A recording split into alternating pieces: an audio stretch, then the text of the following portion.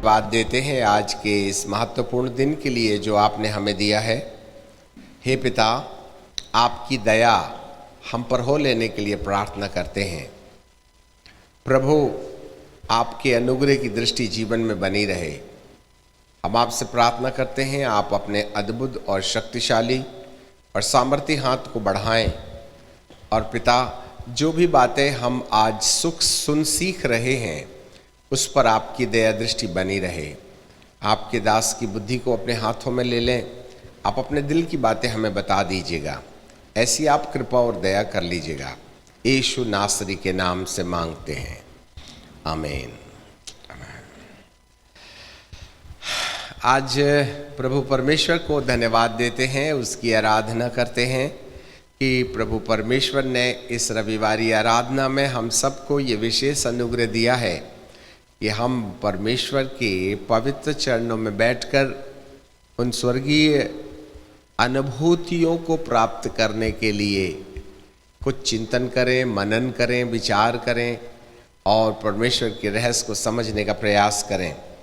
सो आज हम आपके लिए पढ़ना चाहते हैं पहला तिमुथी की किताब और उसका 6वां अध्याय और उसका 20वां पद।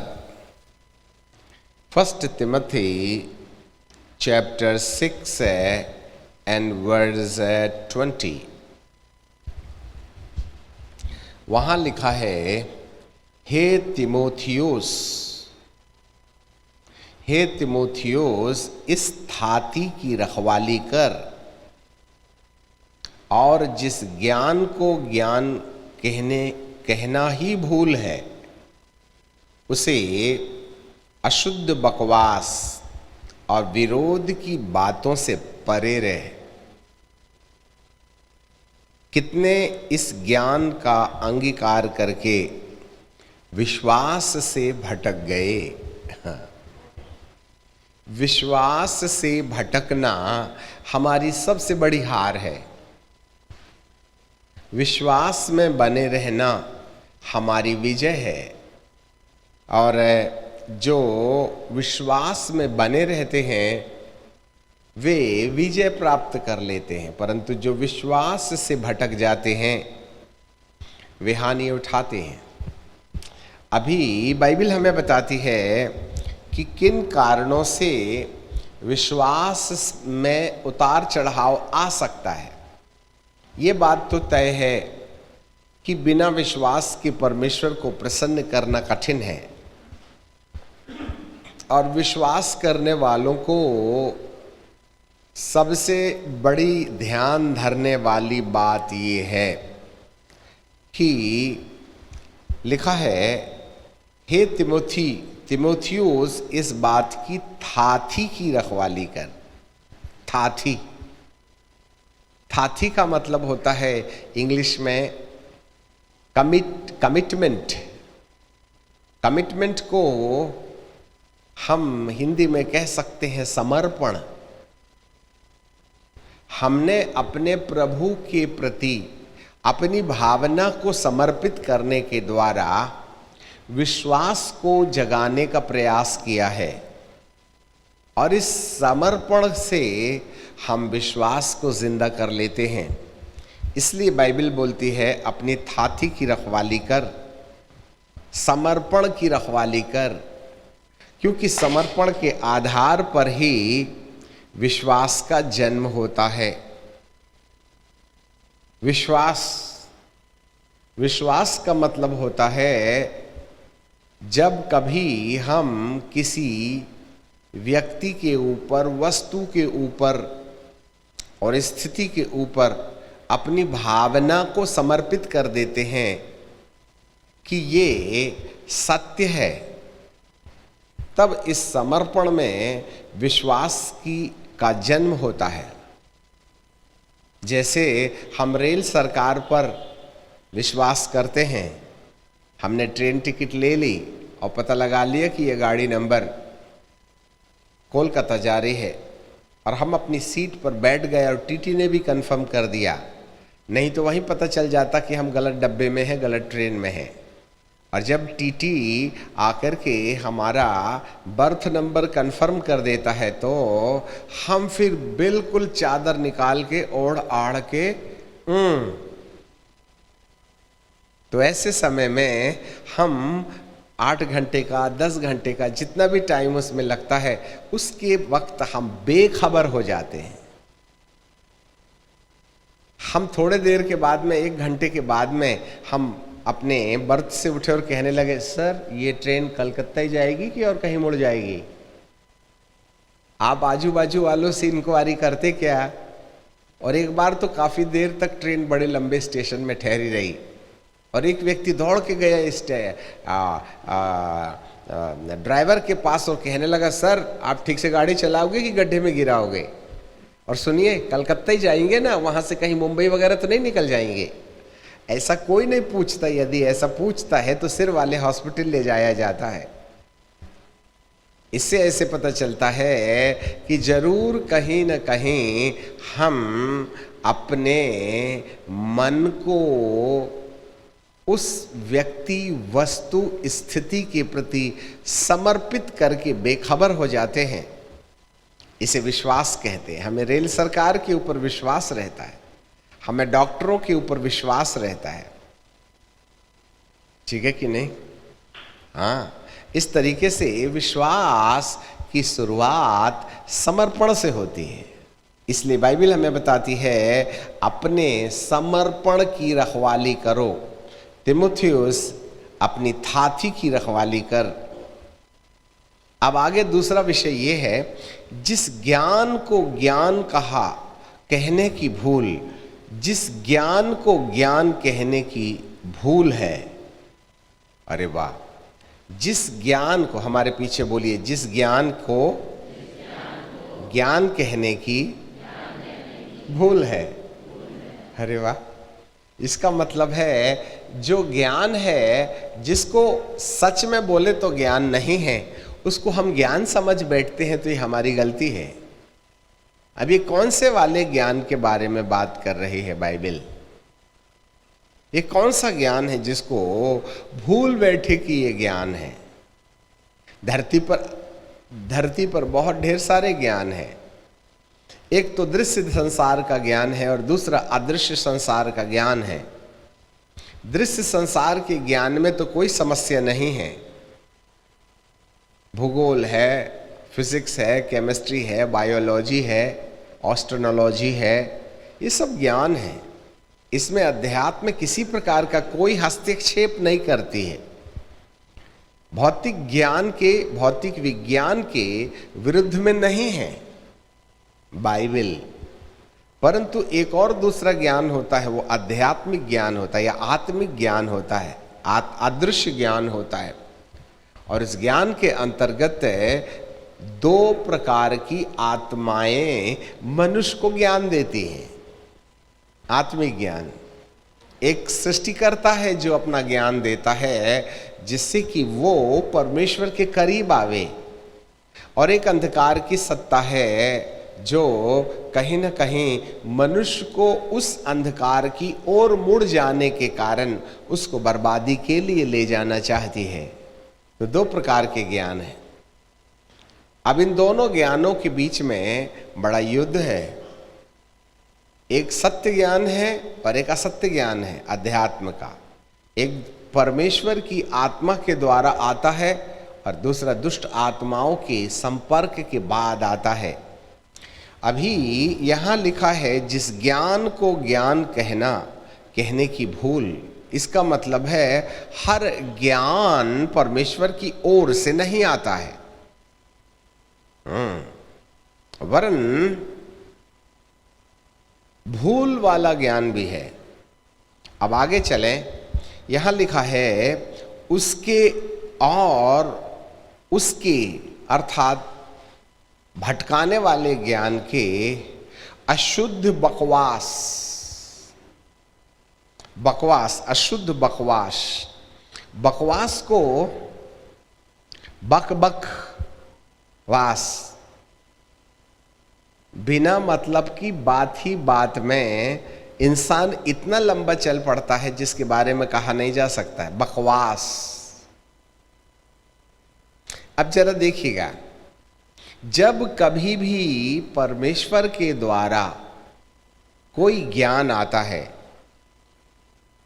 और यदि उसे कोई समर्पित दशा में सुने तो उसमें बहस नहीं होती है, नो आर्ग्यूमेंट्स एट ऑल। क्योंकि परमेश्वर जो बात कहते हैं वो सुनने के बाद हर मनुष्य को पट जाती है, इसलिए वह उस पर हस्तक्षेप नहीं करता है। यदि वह समर्पित मन वाला है, इसलिए समर्पण को रखवाली के लिए रखा गया है, नंबर 1।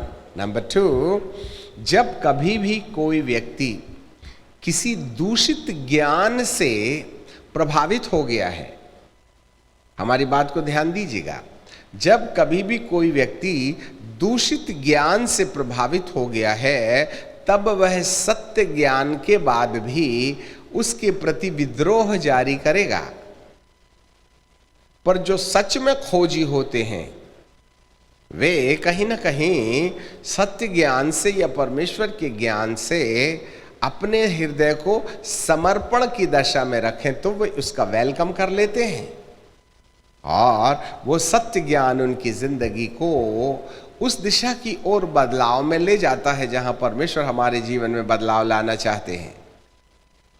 परंतु यदि कोई असत्य ज्ञान के प्रभाव में चला गया है तो वो व्यक्ति सत्य ज्ञान को सुन करके उसको स्वीकार करने के बजाय उसको रेजिस्ट करने लगता है, प्रतिरोध करने लगता है। तो प्रतिरोध व्यक्ति नहीं करता, वरन प्रतिरोध उसके अंदर में रहने वाली आत्मा करती है। और जब कभी भी दो ज्ञान आपस में टकराते हैं तो तब ही विवाद खड़ा होता है, और जहां विवाद है वहां असहमति है, जहां विवाद है वहां शांति लोप हो जाती है, जहां विवाद है वहां आनंद का इंतकाल हो जाता है। इसलिए आध्यात्मिक लोग लड़ते नहीं हैं, आध्यात्मिक लोग बहस नहीं करते हैं, और जो बहस करता है वह प्रतिरोधी ज्ञान का प्रमाण है। जी हां, यहां पर लिखा है अशुद्ध बकवास, ज्ञान ही ज्ञान में बकवास हो रहा है। इसलिए जो भी बातें, सब लोग ध्यान से सुनिएगा, जो भी बातें परमेश्वर की ओर से आती हैं और जो व्यक्ति समर्पित भाव में रहता है तो उस व्यक्ति के अंदर प्रतिरोध नहीं होता है, इससे शांति और आनंद जीवन के अंदर आ जाती है। परंतु जहां जहां विवाद है वहां पर हमारे जीवन में या तो सत्य ज्ञान का विरोध इसलिए हो रहा है, कोई झूठा ज्ञान उसके अंदर है, और वो झूठा जो ज्ञान है जिसके बारे में लिखा है ज्ञान को ज्ञान समझने की भूल। जी हां, तो यहां पर जरूर कहीं ना कहीं दो आत्माओं का युद्ध मनुष्य के जीवन के अंदर में प्रारंभ हो जाता है। जी हां, और अशुद्ध बकवास और विरोध की बातों से परे रहना, no need to do any arguments, बहस करके अपने पवित्र आत्मा की शांति को और आनंद को अपने घर से नहीं निकाल देना। और जहां जहां आर्ग्यूमेंट्स, जहां जहां बहस है, जहां जहां भावनात्मक टकराव है, जहां जहां सैद्धांतिक टकराव है, वहां परमेश्वर की गैर मौजूदगी होती है, परमेश्वर की उपस्थिति को हम खो देते हैं। पवित्र परमेश्वर की उपस्थिति आनंद और शांति से प्रमाणित होती है, नो आर्ग्यूमेंट्स एट ऑल। जी हां, आगे लिखा है कितनों ने इस ज्ञान का अंगीकार करके विश्वास से भटक गए। ज्ञान के ऊपर बहस करने से हमारी आस्था या विश्वास परमेश्वर से हट जाता है। इसलिए एक बात याद रखिएगा, जब कभी भी ऐसी परिस्थिति आए जहां सवाल जवाब खड़े हों तो आप उस कगार में खड़े हैं जहां प्रभु परमेश्वर की शांति और आनंद के साथ आप फुटबॉल खेलने के लिए लात उठा रहे हैं। नो आर्गुमेंट्स, क्योंकि ये हमारे विश्वास से भटका देने की कड़ी है। इसलिए सावधान रहें कि कहीं भी विचारात्मक टकराव होता है, सैद्धांतिक टकराव होता है, वहां पर समस्या बढ़ जाने का रास्ता खुल जाता है। बहुत बारीक बात है, ये बात हम अपने मन से नहीं कह रहे हैं, वरन ये बातें आज सुबह पवित्र आत्मा हमें सावधानी पूर्वक जीवन अपनाने के लिए बोल रहे थे। आगे हम एक पद और पढ़ते हैं। पहला तिमोथी की किताब और उसका पहला ही अध्याय और उसका 19 पद 18 पद से पढ़ लेते हैं। हे पुत्र तिमोथियुस, उन भविष्यवाणी के अनुसार जो पहले तेरे विषय में की गई थी, मैं यह आज्ञा सौंपता हूँ कि तू उसके अनुसार अच्छी लड़ाई लड़ता रहे। हमारे पीछे बोलिए, लड़ाई लड़ता रहे। क्या करना है? जोर से। तो लड़ाई कौन कौन किससे किससे करता है? अरे लड़ाई के लिए एक से काम चलेगा कि दो चाहिए? कोई है जो आप अपने आप से ही लड़ रहा है, खुद ही को मार रहा और खुद ही गिर जा रहा और खुद खड़े होकर खुद मार रहा। तो ऐसे में यदि किसी ने देखा और वीडियो बना लिया तो सिर वाले हॉस्पिटल में भेज देगा। ठीक है कि नहीं? तो लड़ाई किससे लड़ते हैं? प्रतिद्वंदी से लड़ते हैं। और जहां कहीं भी लड़ाई है वहां दो लोग आपस में अपनी ताकत आजमा रहे हैं, कौन जीते और कौन हारे। तो ये जो तिमोथियुस है वो, हे पुत्र तिमोथियुस, भविष्यवाणी के अनुसार जो पहले मैंने तेरे विषय में की और यह आज्ञा दी है कि तू लड़ाई को लड़ते रहना। क्या प्रभु आप लड़ने के लिए बोलते हो? तो ये कोई लड़ाई भौतिक लड़ाई नहीं है। हमारी लड़ाई मांस और लहू से नहीं है, परंतु प्रधानों से, अधिकारियों से, हाकिमों से और दुष्टता की सेना से है। आगे चलें, 19 पद में लिखा है, आएगा समझ में बाद में आपको लड़ाई का अर्थ क्या है। और विश्वास और उस अच्छे विवेक को थामे रहे। और उस विश्वास और अच्छे विवेक को थामे रहे, जिसे दूर करने के कारण कितनों का विश्वास रूपी जहाज डूब गया।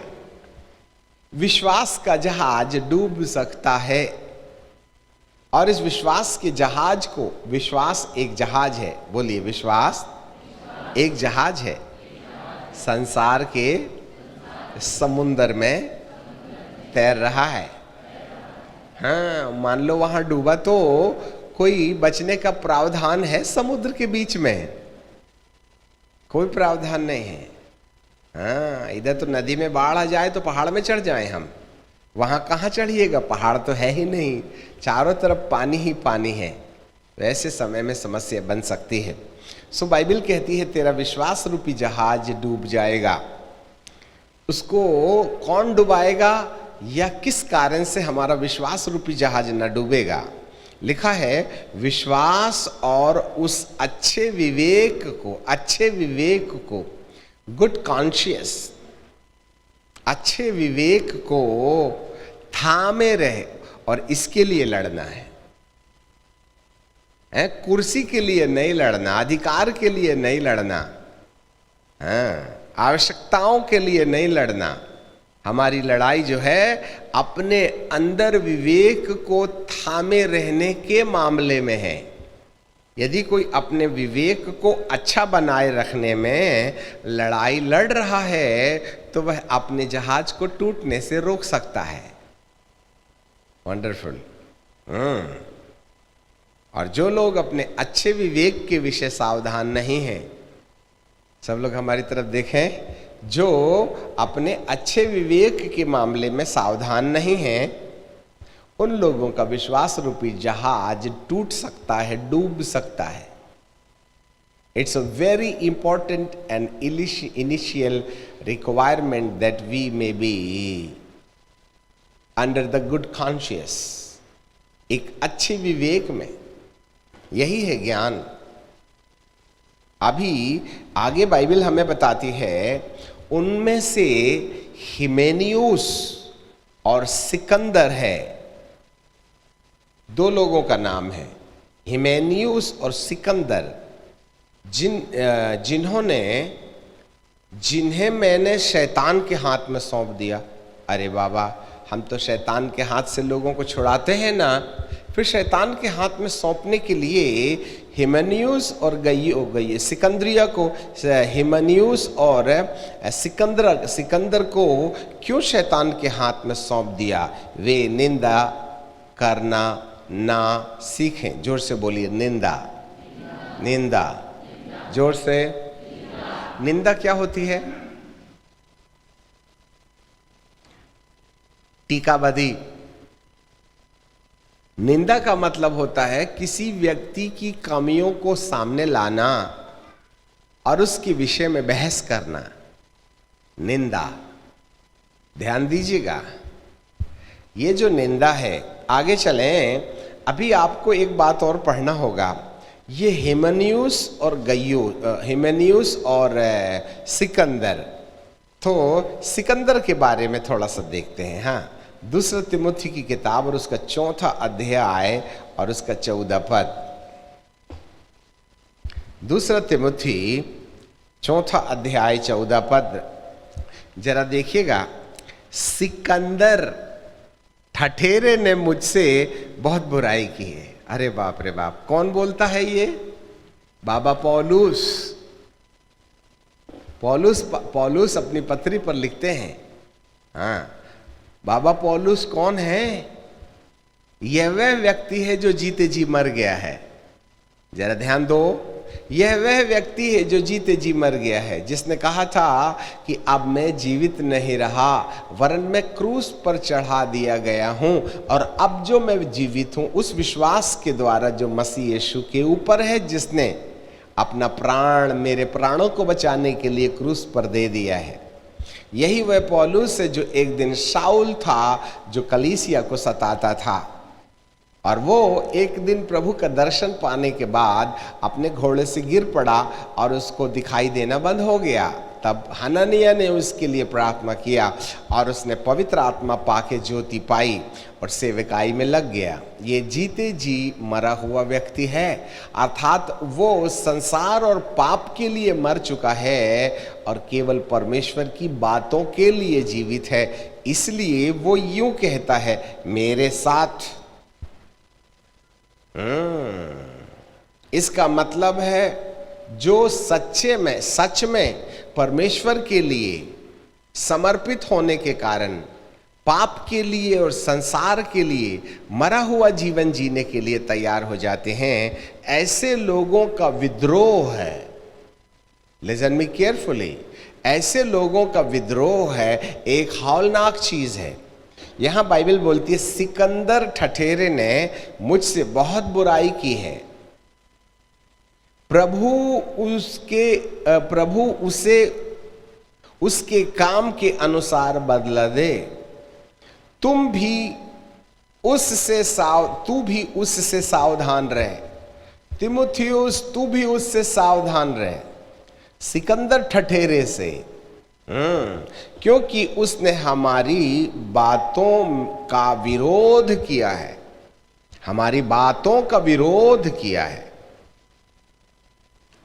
मेरे पहले प्रत्युत्तर करने के समय किसी ने भी मेरी साथ नहीं दिया। इसका मतलब है सिकंदर ठठेरा ये बाबा पौलुस के सिद्धांत का, बाबा पौलुस की विचारधाराओं का, बाबा पौलुस के द्वारा आने वाले संदेश का विद्रोह कर रहा था। तो ये जो बाबा पौलुस हैं वो अपने आप में बिल्कुल साफ रीति से इस बात को प्रमाणित करते हैं कि वे परमेश्वर की बातें लोगों को सामने ला रहे हैं। ये है ज्ञान। परंतु सिकंदर ठठेरा, उसका विद्रोह कर रहा है। जी हाँ, और इससे बकवास हो रही है। परंतु जब ये सिकंदर ठठेरे जो है वो बाबा पौलुस की बात का विद्रोह कर रहा था, तो पौलुस के साथ खड़े रहने वाला कोई नहीं था। आज भी जब कभी भी प्रभु भक्तों का विद्रोह किया जाता है तो बहुत से लोग अपने मुंह में ताला मार के चुप्पी लगाए रहते हैं। ये टेंडेंसी आज भी देखी जाती है। किसी ने मेरे साथ नहीं दिया, वरन सब मुझे छोड़ दिए थे। भला हो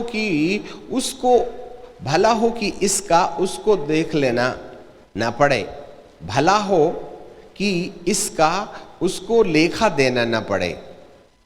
प्रभु मेरा सहायक रहा और मुझे सामर्थ्य दी ताकि मेरे द्वारा पूरा प्रचार हो। तब अन्य जाति सुन लें, मैं तो सिंह के मुंह से छुड़ाया गया हूं।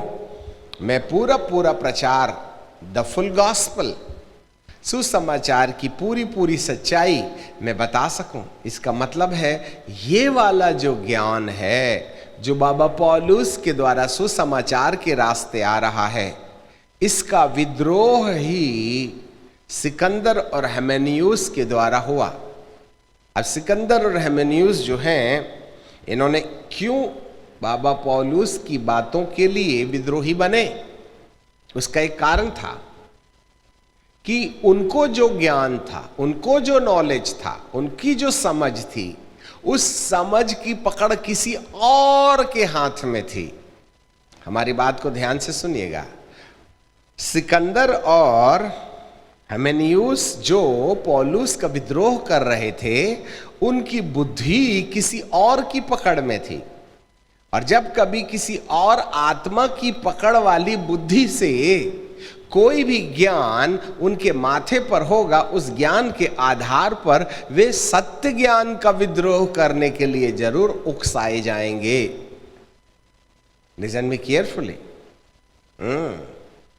और जब कभी भी विद्रोह, जब कभी भी बकवास, जब कभी भी बहस, जब कभी भी विचारधाराओं में क्रैक होकर के हाथापाई, भौतिक नहीं मानसिक, यदि इस प्रकार की परिस्थितियों का जन्म होता है तो आपको ये अच्छे से समझ लेना चाहिए कि हम हार गए हैं अपने समर्पण के प्रति। इसलिए बाइबल कहती है कि तुम्हें अपनी थाती की रखवाली करना है। याद रखना।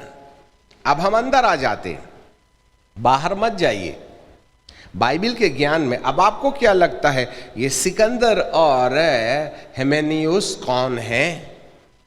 ये भी प्रभु के बहुमत में मत में आए हुए लोग हैं। दे वेयर इनसाइड द चर्च। वो लोग कलीसिया के अंदर थे और कलीसिया के अंदर रह करके सुसमाचार की सच्चाई को जिस भी रूप में जानते थे वो जानते थे। वो कोई दूसरे धर्म की किताब से पौलुस के धर्म की किताब के साथ लड़ाई नहीं लड़ रहे थे, but they were inside the church. वो कलीसिया के अंदर थे, वे विश्वासी थे।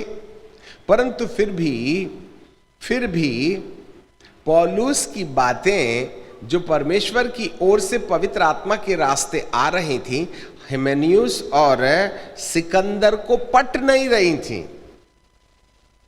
क्यों नहीं पट रही थी? हम बहुत बारीकी से उस बात को निकालना चाहते हैं। आप यदि होश में हैं तो समझ में जरूर आएगा, सो रहे हैं तो फिर कोई भी दिक्कत नहीं है।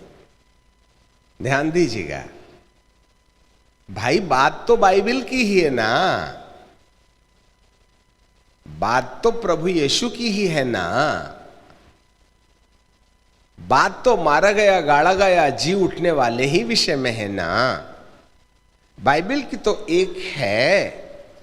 फिर आज लोगों के जीवन में अलग अलग प्रकार की विचारधाराएं क्यों होती हैं?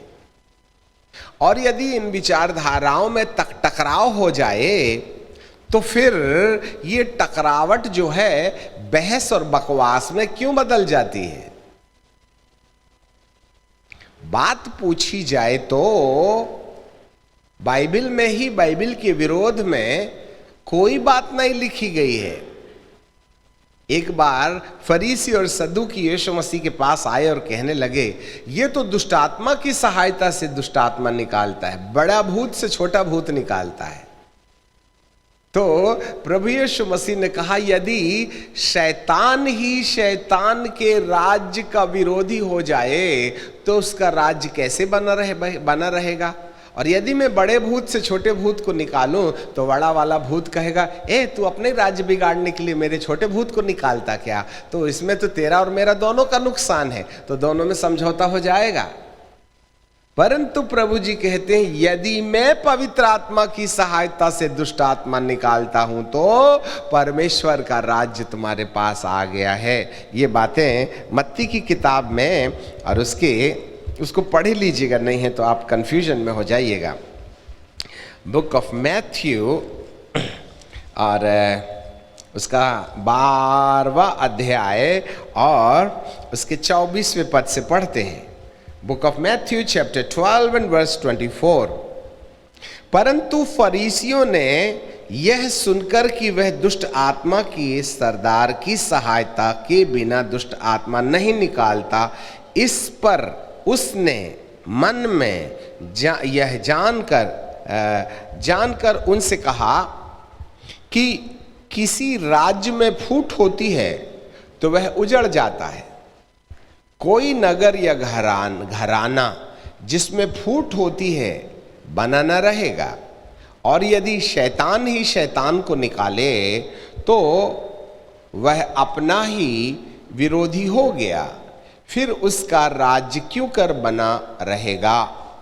भला यदि मैं शैतान की सहायता से दुष्ट आत्माओं को निकालता हूं तो तुम्हारे वंश किसकी सहायता से निकालते हैं, इसलिए वे ही तुम्हारा न्याय करें। परंतु यदि मैं परमेश्वर की आत्मा की सहायता से दुष्ट आत्माओं को निकालता हूं तो परमेश्वर का राज्य आ गया है। और परमेश्वर का राज्य क्या है मालूम क्या? परमेश्वर का राज्य क्या है? एक पद और पढ़िएगा, रोमियो की किताब और उसका book of Roman and chapter 12 and verse 17 है, 17 पद, 12वां अध्याय। यदि मैं ठीक हूं तो जरा एक मिनट देख लो। 12वां अध्याय, और माफ कीजिएगा 12वां नहीं 14वां अध्याय, एक मिनट, हाँ 14वां अध्याय 17 पद, मुझे माफ कीजिएगा। Book of Roman chapter 12 and verse 17। परमेश्वर का राज्य खाना पीना नहीं वरन धार्मिकता और शांति और आनंद है। The kingdom of God is not eating and drinking but the righteousness, number 1, number 2 peace, number 3 joy. आनंद और शांति और धार्मिकता, ये परमेश्वर का राज है। तो फरीसी और सदूकी यीशु का विद्रोह करने चले, जबकि थे वे इब्राहिम की संतान, थे वे मूसा की बात मानने वाले, परंतु वे प्रभु यीशु मसीह का विद्रोह करने लगे, क्योंकि उनके अंदर जो ज्ञान था वो ज्ञान तो यीशु के अंदर में भी था। यीशु भी तो 30 साल तक मूसा की आज्ञा का पालन करने लगा ना। फरीसी सदूकी भी मूसा की आज्ञा का पालन करते थे। सब लोग यहोवा परमेश्वर की ही ना आराधना करते थे, सब ना मूसा की ही व्यवस्था पर चलते थे। परंतु जब मूसा की ही व्यवस्था के आधार पर यीशु मसीह व्यवस्था को अपग्रेड करने के लिए परमेश्वर की आत्मा से ओतप्रोत होकर के सुसमाचार का प्रचार करने आया, तो वे ही धर्म के लोग उसके विद्रोही हो गए। ध्यान दीजिएगा। और वे प्रभु यीशु मसीह के विरुद्ध कहने लगे, ये तो दुष्ट आत्मा की सरदार की सहायता से दुष्ट आत्मा निकालता है। तो ये विद्रोह आया कहां से? ये कौन सा ज्ञान है? देखो, ज्ञान में समस्या नहीं है। ज्ञान दोनों ज्ञानी मूसा की व्यवस्था के मामले में है। परंतु अब एक ओर प्रभु अनुयायी हो गए हैं और दूसरे ओर मूसा अनुयायी हो गए हैं, और इन दोनों के बीच में टकराव चल रहा है। और एट लास्ट मूसा अनुयायी लोगों ने ही यीशु मसीह को क्रूस पर चढ़ा दिया और उनके जितने चेले थे उनको पीट पीट करके यरूशलेम से बाहर निकाल दिया, जबकि दोनों एक ही ज्ञान से ज्ञानवान बने हैं।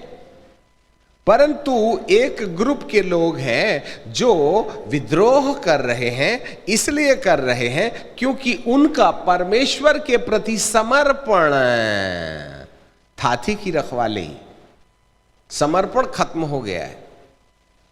इसलिए उनको मूसा की व्यवस्था पर चलने का मन है और वे प्रभु यीशु के द्वारा आने वाली व्यवस्था को रिजेक्ट कर रहे हैं। क्यों? मालूम क्या? क्योंकि उनके मन समर्पण की जगह स्वाभिमान में आ गए हैं। यदि वे समर्पण की दशा में होते तो जैसे बहुत से यहूदी यीशु के मत में आ गए थे, सारे यहूदियों को यीशु के मत में आ जाना चाहिए था कि ये परमेश्वर की आवाज बन के आया। क्योंकि बाइबल कहती है कि मैं अपनों के पास में गया परंतु अपनों ने उसको अस्वीकार कर दिया। जी हां, इसलिए बेटों की रोटी कुत्तों को नहीं देते। पर एक सामरी के सामने प्रभु जी ने अपना भावनात्मक समर्पण करते रहा। उस स्त्री ने कहा, कुत्ते भी तो बेटों की रोटी नहीं खाए तो बचे चूर चार से अपना पेट भर लेते हैं। यदि यहूदियों ने तेरा वचन स्वीकार नहीं किया तो आप अन्य जातियों को क्यों नहीं खिला देते हैं? तब प्रभु ने अपनी सेवकाई यहूदी समुदाय से हट करके समस्त जातियों के बीच में शुरू कर दिया, क्योंकि यहूदी यीशु मसीह की शिक्षा का तिरस्कार करने लगे। There was a argument between, याद रखिएगा, दोनों परमेश्वर के लोग हैं परंतु लड़ रहे हैं। इस्माइल और इसहाक भी दोनों एक ही इब्राहिम के द्वारा उत्पन्न हुए लोग हैं परंतु विश्व युद्ध के लिए तैयार हैं। आर्मेनिया और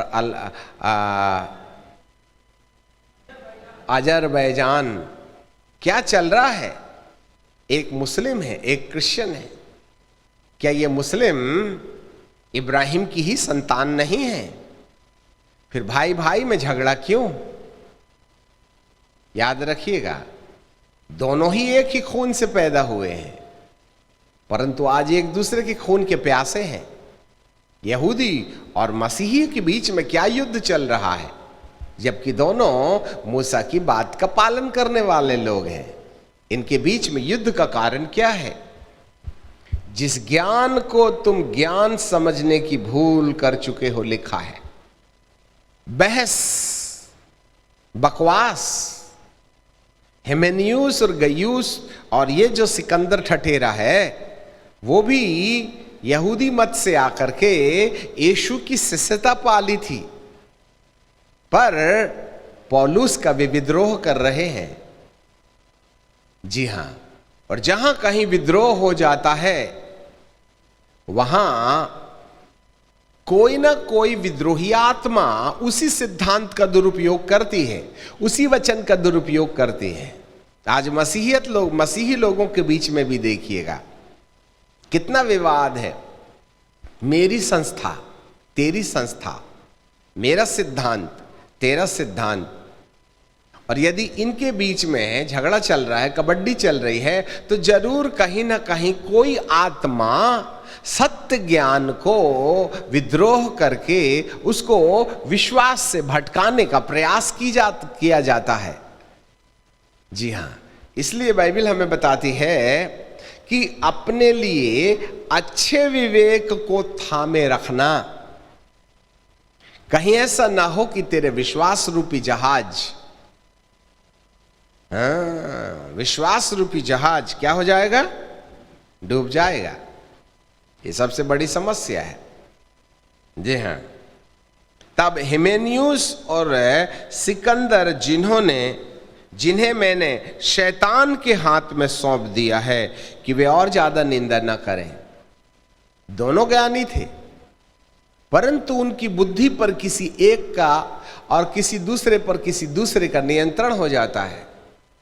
एक बात कान खोल के सुन लीजिएगा, जो परमेश्वर की आत्मा के प्रति और परमेश्वर के वचन के प्रति समर्पण के भाव में रहते हैं, उनमें समझौता, शांति और प्रेम रहता है। वे आपस में नहीं लड़ते।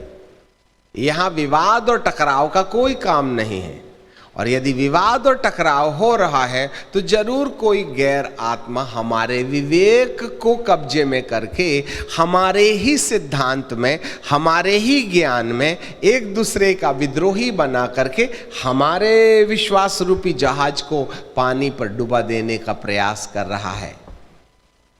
अब जितने भी संस्थाई विवाद हैं, जितने भी सैद्धांतिक विवाद हैं, जहां झगड़ा है, जहां पर विद्रोह है, ये सारी आत्माएं कहीं ना कहीं हमारे विश्वास को भटका सकती हैं। हालेलुया। ओके, अब आगे चलते हैं, एक पद और पढ़ लेते हैं। पहला तिमुथी की किताब और उसका पहला अध्याय का 5वां पद। The first Timothy first chapter and verse 5। ऐसा करते हैं, 4 से पढ़ते हैं। और उन ऐसी कहानियों, वंडरफुल। अब जरा देखिएगा, कोरोना वायरस आया है 2020 में, एक महामारी के आंदोलन में प्रभु हमको कहीं एक सही रास्ते पर लाना चाहते हैं। उन ऐसी कहानियों, नंबर 1, और अनंत वंशावली पर मन न लगाएं जिससे विवाद होता है। बात विवाद की है। जो वंशावली है वो तो है ही है। 50 साल पहले कौन किससे पैदा हुआ, उस पर बहस करके क्या मिलेगा। जो पैदा हो गया वो पैदा हो गया। आज की तारीख में जो खड़े पड़े हैं ना, उनको कैसे सुधारा जाए, इस पर चिंतन किया जाए। सन 70 में, नहीं मैं तो फलाने बाप की औलाद हूं। अरे रहने दे, तेरा बाप और मेरा बाप अपने आप में रहने दो, मेरी और तेरी बात शुरू करो ना। अनंत वंशावली पर मन न लगाएं। किसी भी माँ ने, किसी भी बाप ने पैदा किया, तो आदमी है ना, फिर बहस क्यों करता है। चलिए, वंशावलियों पर मन न लगाएं जिससे विवाद होते हैं। अब जरा पिन पॉइंट ले लीजिएगा, परमेश्वर के उस प्रबंध के अनुसार नहीं है। There is no any place under the divine plan of God for the arguments, differences. परमेश्वर का एक प्रबंध है, यह है ज्ञान।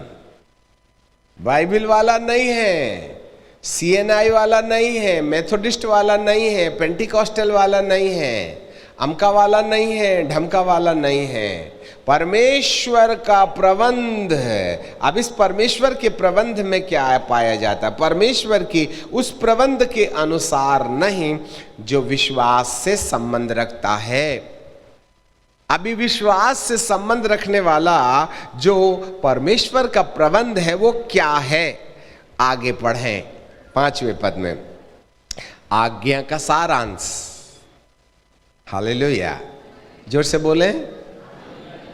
किसका सारांश? हाँ, आज्ञा का सारांश।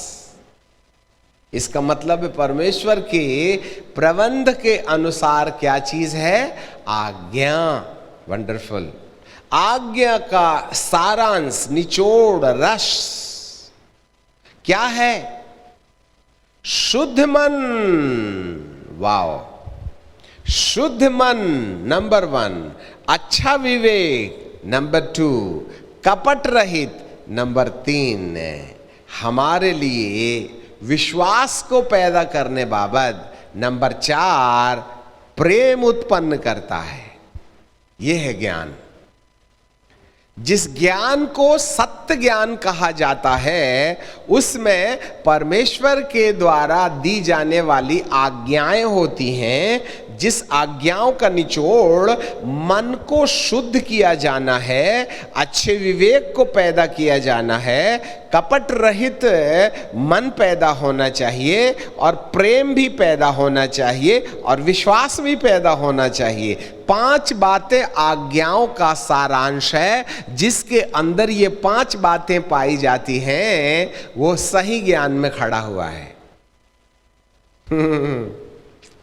और जिसके अंदर इन 5 बातों को चोट देने वाली परिस्थितियां निर्मित हो रही हैं, उस ज्ञान में भले ही वो बाइबिल का ज्ञान हो, परंतु उसी बाइबिल के ज्ञान के आधार पर मानसिकता को या मन को इस तरीके से डेवलप कर देना जिसके रास्ते शुद्ध मन को, अच्छे विवेक को, कपट रहित दिल को, प्रेम सहित दिल को और विश्वास को, ये 5 बातों को पैदा होने के लिए जो जो बातें हमारे जीवन में कष्ट देती हैं, तकलीफ देती हैं, इन सारी बातों के बारे में बाइबल का प्रभु कहता है जरूर कोई ना कोई, यह वह ज्ञान है जिसको तुम ज्ञान समझ के भुला बैठे हो, चाहे वह बाइबल का ज्ञान हो।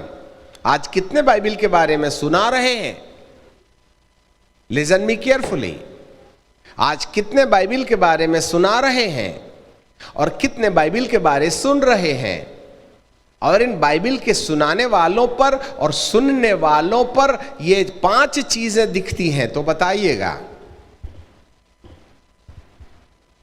यदि ये 5 बातों का खंडन हो रहा है तो हम ज्ञान समझने की भूल कर रहे हैं।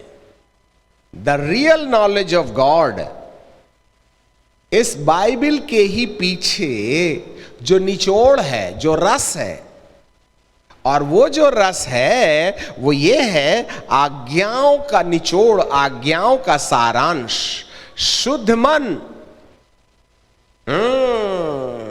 जो चीज हमको इकट्ठा करना है वह है शुद्ध मन।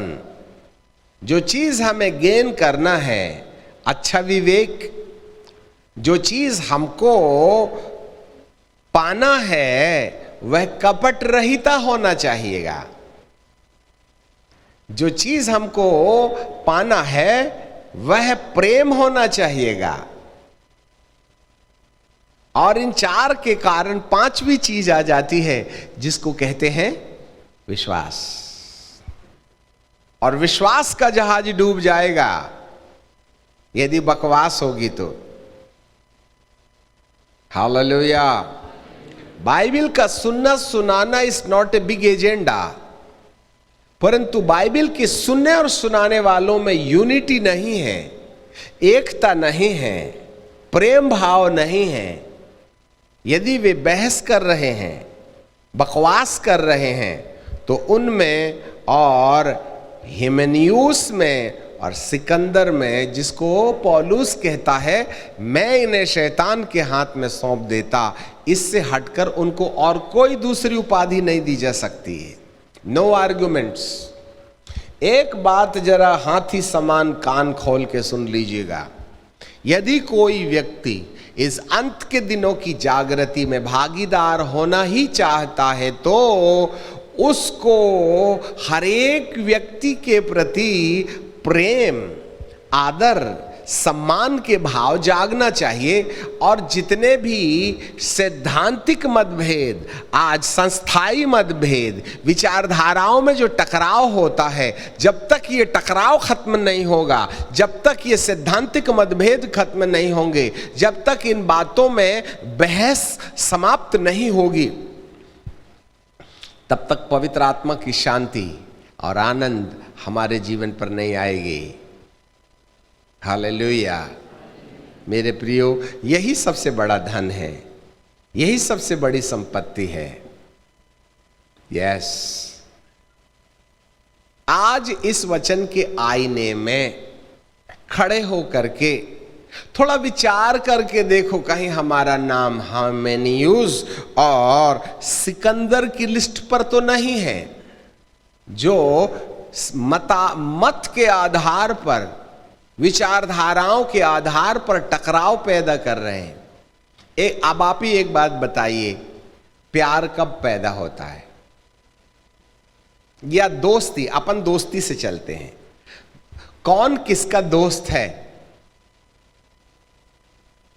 कौन किसका दोस्त है? मान लो आप में से किसी को दोस्त बनाना है तो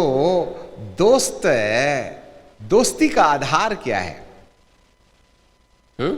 जब कभी दो लोगों के विचार आपस में मिल जाते हैं तो उसके बीच में दोस्ती हो जाती है। चलो आज पिकनिक चलेंगे, चलो आओ, दोनों दोस्त हो जाते हैं। चलो आज पढ़ाई करेंगे, चलो पढ़ाई करेंगे, तो दोस्त हो जाते हैं। नहीं बाबा मैं नहीं पढ़ता, मैं तो मोबाइल खेलूंगा, तो बोले खट्टी, दोस्ती खत्म। तो दोस्ती का आधार क्या है? विचारों की एकता। और जब विचारों की एकता आ जाती है तो दोस्ती आ जाती है, और जब दोस्ती आ जाती है तो उनमें प्यार पैदा हो जाता है। प्यार पैदा हो जाता है। आज भारी मात्रा में हर पति पत्नी एक दूसरे को शिकायत करके कहते हैं तू मेरे को प्यार नहीं करती, वो बोलता है मैं तेरे को प्यार नहीं करता, तू मेरे को प्यार नहीं करती, तू मेरे को प्यार नहीं करता, और इसी में चलती है झाड़ू बेलन। ठीक है कि नहीं? ये क्यों नहीं करती, क्यों नहीं करता, ये करती वगैरह क्यों नहीं है, करते क्यों नहीं है? उसका सबसे बड़ा कारण है कल्पनाओं या भावनाओं का टकराव। और यदि भावनाओं में टकराव आ गया तो विद्रोह पैदा होगा। फिर पत्नी कहेगी आप मेरे पति हो ना, कोई शक नहीं हम हैं, फिर तुम प्यार क्यों नहीं करते? क्यों? शादी करने से प्यार शुरू हो जाता है क्या? नहीं होता, याद रखना। शादी कोई प्यार का तरीका नहीं है। इसलिए हस्बैंड एंड वाइफ को दोस्त होना चाहिए, फिर पति पत्नी होना चाहिए।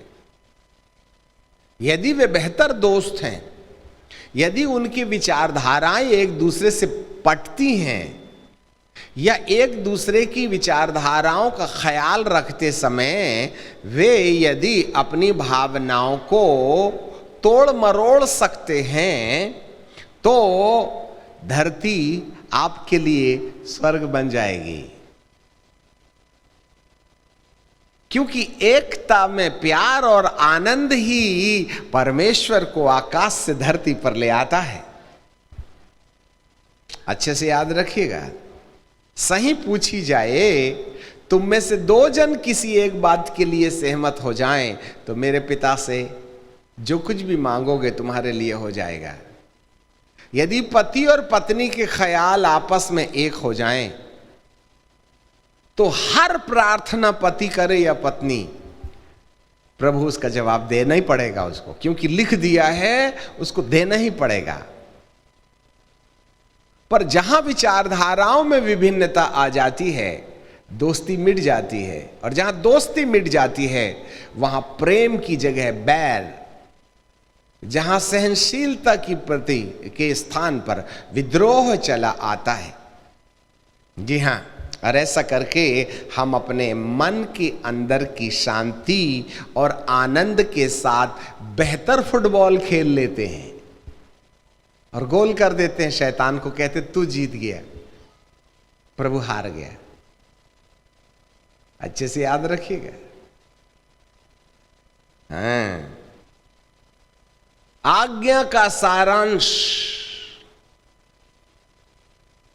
शुद्ध मन, अच्छे विवेक और कपट रहित विश्वास से प्रेम उत्पन्न होता है। 5 विषय हैं।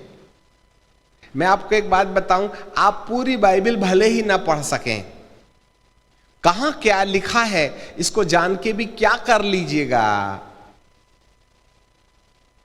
अरे भाई, कहां क्या लिखा है इसकी जानकारी तुम्हारे लिए फायदे की भी क्या चीज है। पर हमारा मन तो बिगड़ा है ना। हम तो शुद्ध के बजाय अशुद्ध हो गए हैं। हम तो अच्छे के बजाय बुरे विवेक वाले हो गए हैं।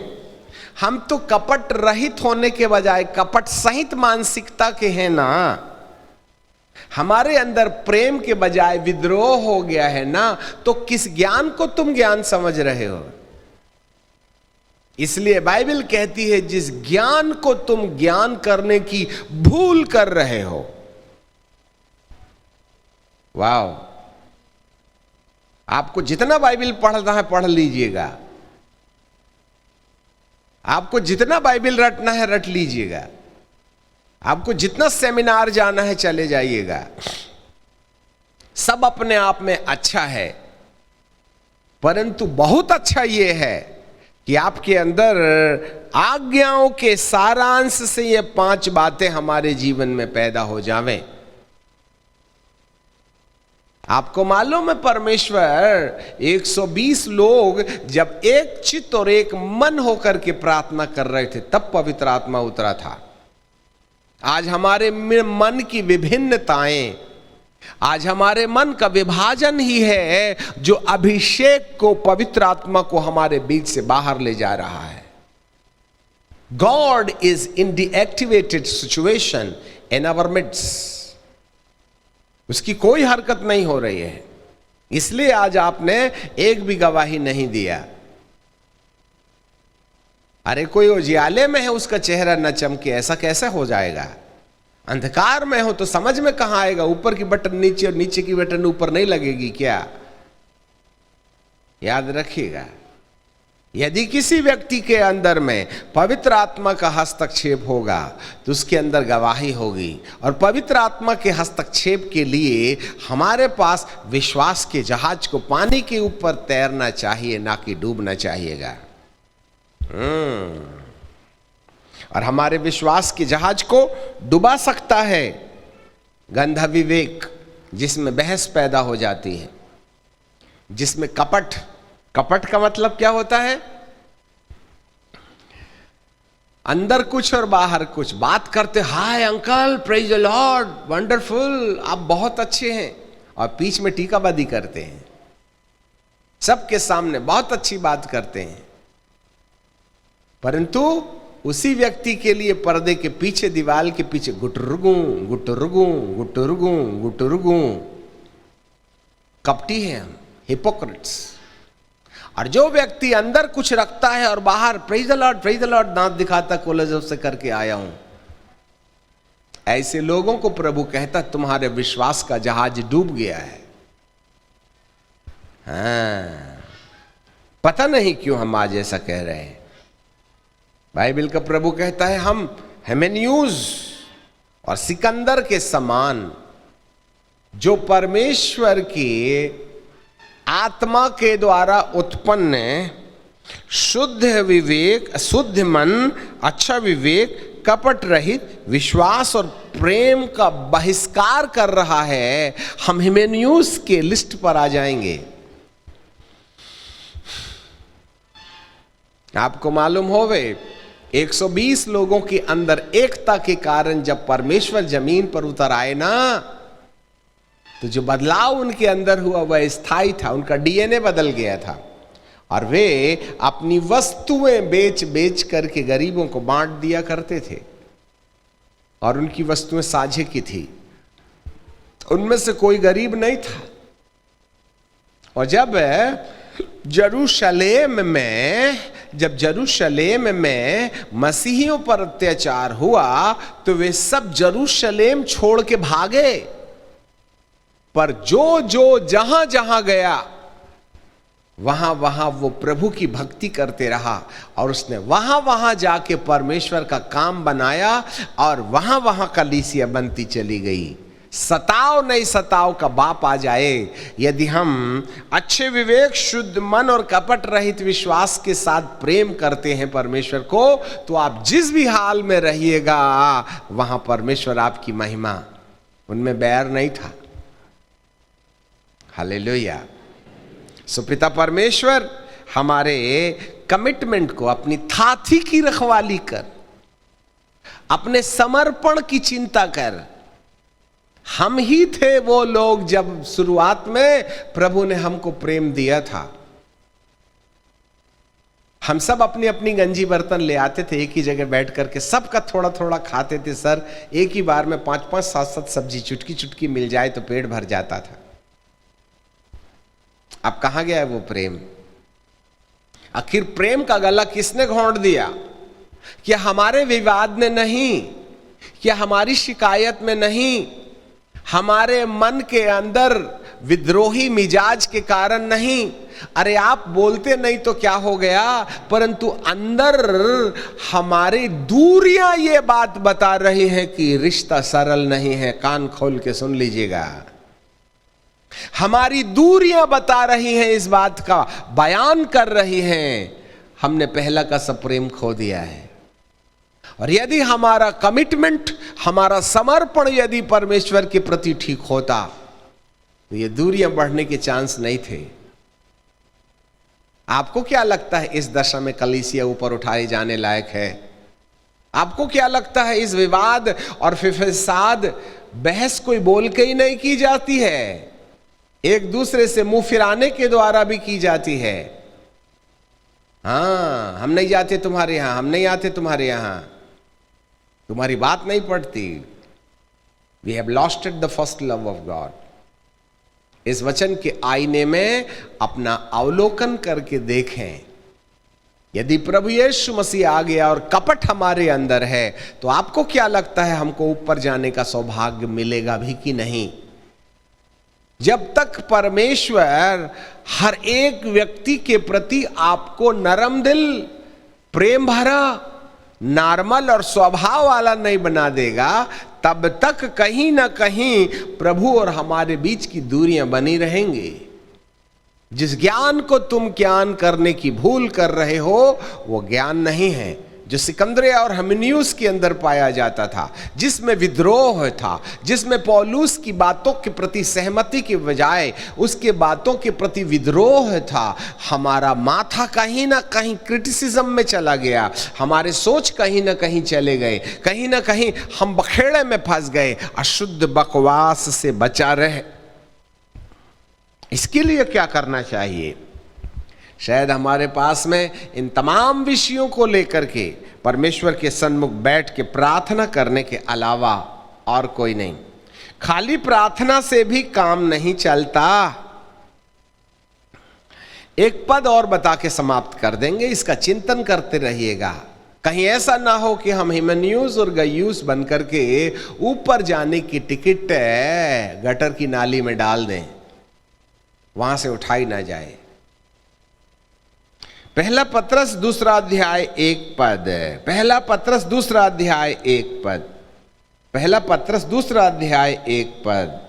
इसलिए सब प्रकार का वैर भाव और छल और कपट और डाह और बदनामी को दूर करके नए जन्मे हुए बच्चे की नाई, नए जन्मे हुए बच्चे की नाई निर्मल निर्मल दूध की लालसा करो, ताकि इसके द्वारा, नए जन्मे बच्चे के समान निर्मल दूध की लालसा रखने के द्वारा तुम उद्धार पाने के लिए बढ़ते चले जाओ। Wonderful, hallelujah. आज प्रभु हमसे एक बात कह रहे हैं। क्या वास्तव में हमारा जहाज विश्वास वाला इस संसार रूपी समुद्र में तैर रहा है कि डूब गया है? आज आपको सोचना पड़ेगा। यहां प्रेम रहता है ना, अकारण हम कहाँ भाई, कहीं नहीं, क्या कर रहे हो, कुछ नहीं, ठीक हो, ठीक हो, तबीयत वगैरह ठीक है, ओके ठीक है, bye bye, without any reason. क्योंकि बात किए तो शांति नहीं मिलती। समझ में आ रही बात? तो हमारे बीच में बिछोह कैसे हो गया? Why we are separated? इससे ऐसे पता चलता है हमारा जहाज डूब रहा है, हमारा जहाज डूब रहा है। अपने जहाज की परवरिश करनी पड़ेगी। और आपको मालूम हो, यदि उसकी तत्काल रिपेयरिंग नहीं होगी तो फिर एक बार समुद्र में जहाज डूबा, उसको निकाला नहीं जा सकता। एक बार हम विश्वास से आउट हो गए, फिर दोबारा चांस नहीं मिलता है। इसलिए जितने लोगों ने आत्मिक वरदानों का स्वाद चख चुका है और उत्तम वचन के और आत्मा के भागी हो गए हैं, यदि वे भटक जाएं तो फिर उनका नया बनाना कठिन हो जाता है। इससे पहले कि हम कंप्लीटली आउट हो जाएं, हमें पश्चाताप करके परमेश्वर के पास आ जाना चाहिए। अपने विवेक को ठीक ठाक करना चाहिएगा, जिससे कि आप हमारा तुम्हारा तो नुकसान नहीं कर सकते हो, परंतु आप अपना ही भारी नुकसान अनंत काल का ना कर देना। जिस ज्ञान को तुम ज्ञान समझने की भूल कर रहे हो, वो ज्ञान नहीं है, वरन बर्बादी का रास्ता है। और जो ज्ञान सच्च ज्ञान है, वह 5 बातें पैदा करेगा, जिससे तुम्हारा विश्वास रूपी जहाज डूबने से बच जाएगा। हिमेनियुस, गयुस और सिकंदरिया भी विश्वास में थे, बाइबल के जानकार थे। ये यहूदी जो इब्राहिम के वंश में पैदा होकर अब तक यह मूसा की आज्ञा का पालन करते रहे, फिर भी वे प्रभु के अनुग्रह से दूर हो गए। They have rejected the salvation in their own life. पिता आपके मन की आंखों को खोले और चिंतन करने का मन दे। आइए हम प्रार्थना करें।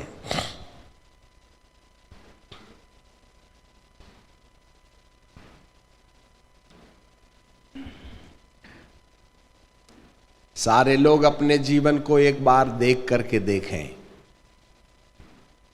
उन लोमड़ियों को पकड़ लो जो दाख की बारी के फूल को नोच के खा लेती हैं।